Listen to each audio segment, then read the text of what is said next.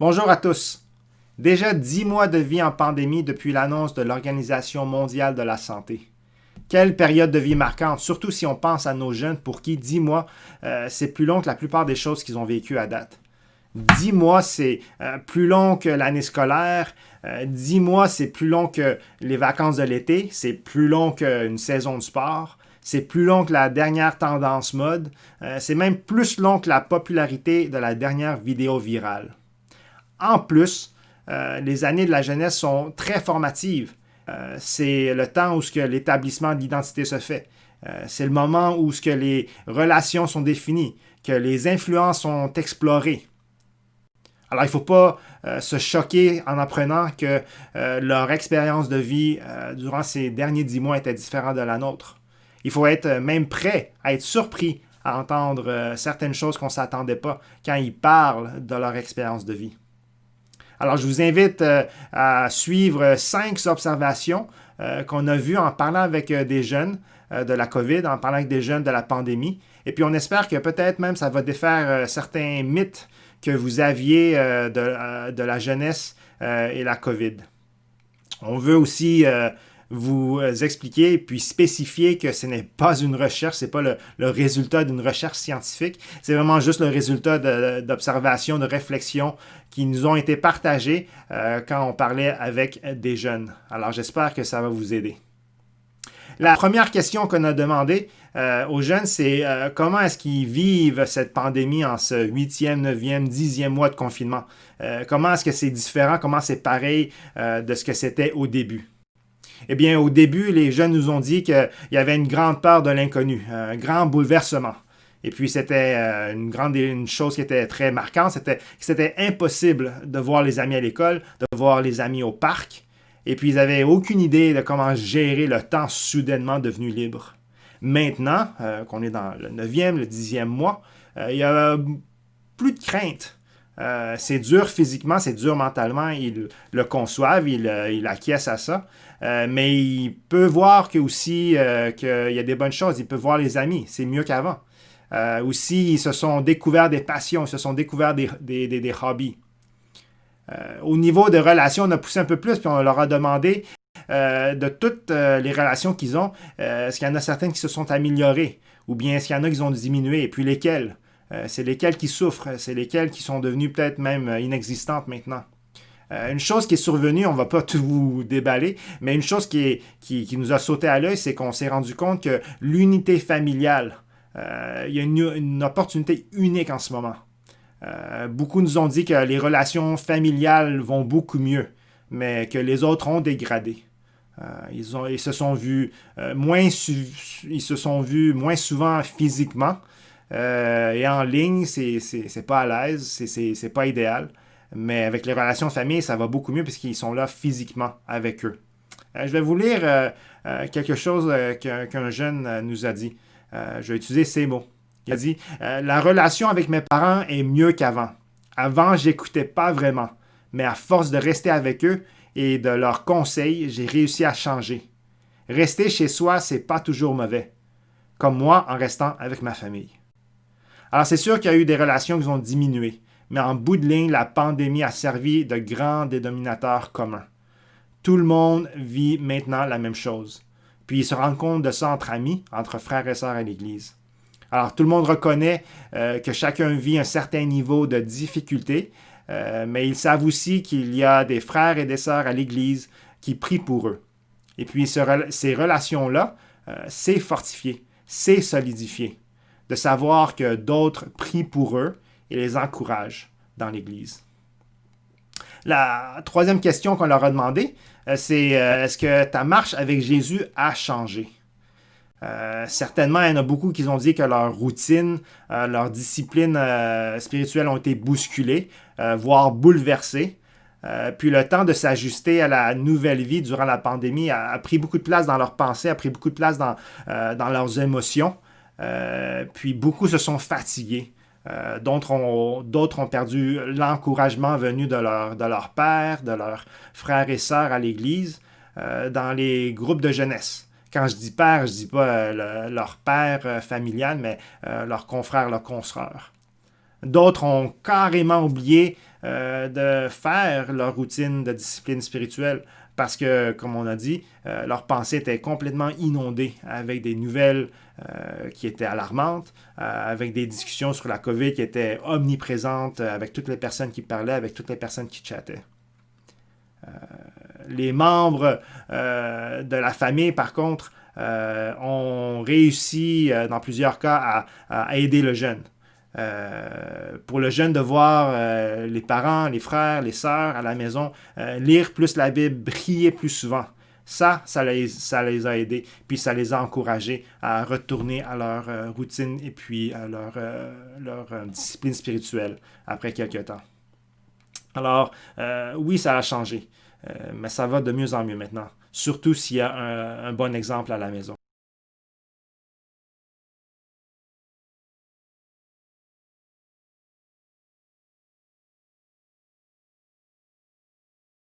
Une autre question qu'on a demandé, c'est quel serait le mythe ou une rumeur ou une fausse perception que les parents et les personnes moins jeunes autour d'eux croient à propos de l'école durant la pandémie.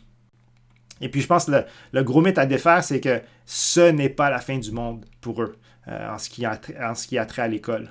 C'est sûr que les parents ils sont un peu plus inquiets, on s'entend, mais pour les jeunes, c'est pas la fin du monde. Je vais vous lire encore quelque chose qu'un jeune m'a dit. Il a dit, il n'y a pas juste du négatif à rester chez soi. On socialise moins, mais on apprend beaucoup de choses. Et même si on ne se voit pas, nos amis, on arrive quand même à les appeler. Alors, on s'inquiétait beaucoup de la socialisation des jeunes et puis on les a renvoyés à l'école. Mais il y a certains jeunes qui nous disent qu'ils s'étaient satisfaits de juste s'appeler et puis de juste chatter. Il faut comprendre qu'il y en a beaucoup que dans leur recherche, l'établissement d'identité, la définition des relations, même avant la COVID, ils étaient beaucoup en ligne. Ils étaient sur leur téléphone, sur leur tablette, ils chattaient, ils avaient déjà une vie sociale. Alors, ça, c'est une chose qu'il faut comprendre de l'école et puis la vie sociale. Un autre mythe peut-être à défaire, c'est que l'école en ligne, c'est pas aussi facile que le télétravail. L'école en ligne, c'est pas aussi facile que le télétravail. Ce qu'on a vu, ce qu'on a entendu, c'est que l'enseignement en ligne, c'est pratique et c'est moderne, mais les méthodes virtuelles d'enseignement ont des limites très concrètes. Comprendre et apprendre toute la matière n'est pas évident. Ensuite, on a entendu beaucoup de points sur la pression et le stress. Si la pression académique n'était pas présente en mars dernier jusqu'à la fin de l'année scolaire, en fait jusqu'en juin, parce qu'il y a beaucoup d'écoles qui n'ont juste pas donné de cours ou beaucoup moins de cours en ligne. Si la pression académique n'était pas présente à ce moment-là, la pression académique se fait définitivement sentir en ce début d'année scolaire. Surtout pour ceux qui vont rentrer au cégep l'année prochaine. Ensuite, on a relié à ce point de stress, de pression académique. Les activités parascolaires qui permettaient d'évacuer le stress ne sont plus offertes, ou il n'y a presque plus rien qui est offert. Alors, plusieurs sont laissés à eux-mêmes pour gérer ce stress-là. Ces activités parascolaires, il faut le comprendre, ça permettait d'évacuer le stress pour mieux performer en classe. Je vais vous lire quelque chose d'autre qu'un autre jeune m'a dit. Malgré mes activités parascolaires, je pouvais quand même obtenir de très belles notes, car j'aime apprendre et me dépasser. Et maintenant qu'on a tout le temps pour apprendre et obtenir de meilleures notes, l'envie n'est plus là. Et plusieurs commencent à décrocher. Alors, les activités parascolaires, c'était très essentiel, on se rend compte là maintenant. Une autre question qu'on a demandé, c'est est-ce que la COVID, la pandémie te fait peur? Ou est-ce qu'il y a quelque chose qui t'inquiète? Et puis là, on se rend compte que nos jeunes sont irréductibles, au cœur très tendre et très attentionné. Pour eux-mêmes, ils sont réductibles, ils n'ont pas peur du tout du COVID, on dirait. Ils ont beaucoup moins de crainte que nous. Mais ils ont beaucoup d'inquiétudes envers ceux qui sont autour d'eux. Ils ont des inquiétudes pour les personnes de leur entourage avec surtout une santé à risque.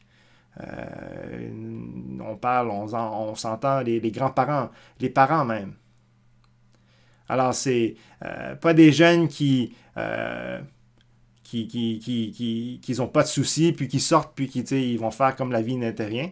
Mais c'est des jeunes qui vont comprendre, qui sont critiques à la propagation du virus. C'est des jeunes qui, comme je disais, sont irréductibles, mais au cœur attentionné. La dernière question qu'on a posée, c'est une saison très festive. Alors, je vais mettre mon chapeau pour vous annoncer cette question. Et puis, on va s'assurer qu'on soit très festif en ce moment. C'est une question sur, vous l'avez deviné, sur Noël. Et puis, on a demandé aux jeunes, Noël approche, et malgré que la COVID est encore au-dessus de nous, qu'est-ce qu'ils aimeraient voir dans leur église à l'approche de cet événement important qu'est Noël? Les jeunes nous ont dit qu'ils reconnaissent que c'est une utopie en ce moment, Noël. Ils aimeraient pouvoir faire ce qui se faisait dans les années passées, complètement à 100%. Que si toutes les conditions pourraient être levées, que ça devrait être levé pour qu'ils puissent faire tout ce qu'ils voulaient faire. Tout ce qui se faisait à l'église, tout ce qui se faisait avec les amis, la parenté. Alors c'est une utopie, puis il le reconnaît. Puis avec cette reconnaissance de cette utopie, ce qu'il voudrait faire par contre, c'est qu'on puisse se rapprocher le plus possible de ce qui se faisait normalement. Il y en a même qui ont même offert des suggestions. Ils ont dit, pourquoi on n'offrirait pas des cartes aux membres de l'Église pour souhaiter Joyeux Noël et des encouragements à propos de la COVID. Alors encore, on le voit, c'est des irréductibles au cœur attentionné. Alors sans minimiser les expériences de solitude et d'ennui néfaste dont souffrent plusieurs jeunes en ce moment, réjouissons-nous que plusieurs sont bien pris en charge et vont sortir grandis de cette pandémie. J'espère que ces quelques observations vont vous encourager à rester à l'écoute de vos jeunes, de rester à l'écoute des jeunes autour de vous, de rester à l'écoute des jeunes dans vos ministères. Car ce que vous apprendrez d'eux pourrait s'avérer révélateur, pourrait s'avérer très utile pour vous, parents, gardiens, pasteurs, anciens, mentors, frères et sœurs dans l'Église. Il ne faut pas simplement se choquer de ce qu'on entend d'eux, de leur comportement, de leur attitude même en ce moment, mais il faut vivre la pandémie avec eux. Si vous n'avez pas de jeunes autour de vous, je vous invite à adopter un jeune de votre église durant cette pandémie. Prenez le temps de l'appeler, de le surprendre. De dire, allô, je suis de ton église, mon nom est un tel. Je voulais te souhaiter Joyeux Noël. Je voulais savoir comment tu vas. Ce sera une belle bénédiction pour eux, autant que pour vous, j'en suis sûr. Et le plus qu'on fera cela, le mieux que la jeunesse sera ajustée et prête à contribuer dans l'après-COVID, dans nos foyers, dans nos églises, dans notre société, dans le royaume. Alors, je vous laisse avec ce verset de 1 Thessaloniens, chapitre 5, verset 11. C'est pourquoi exhortez-vous réciproquement et édifiez-vous les uns les autres, comme en réalité vous le faites.